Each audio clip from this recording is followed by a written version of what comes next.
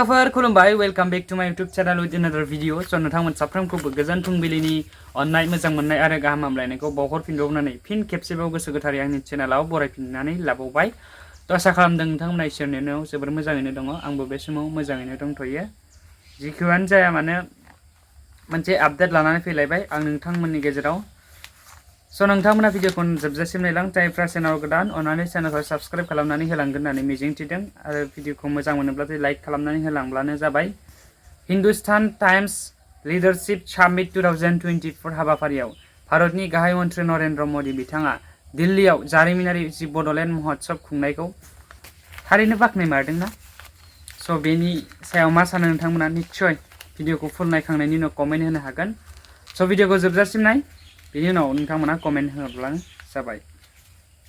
कल ही मैं बोडो क्षेत्र के लोगों के साथ एक शानदार कार्यक्रम में मौजूद था और मैं हैरान हूं कि दिल्ली के मीडिया ने इस बड़ी घटना को मिस किया है।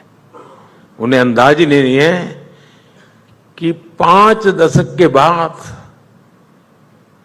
बम बंदूक और पिस्तौल छोड़ करके हिंसा का रास्ता छोड़ करके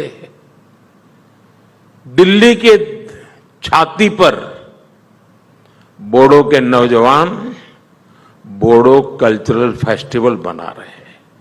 इतिहास की बहुत बड़ी घटना है। मैं कल वहां था, मैं हृदय से फील कर रहा था। बोडो शांति समझौते कारण इन लोगों का जीवन बदल गया है।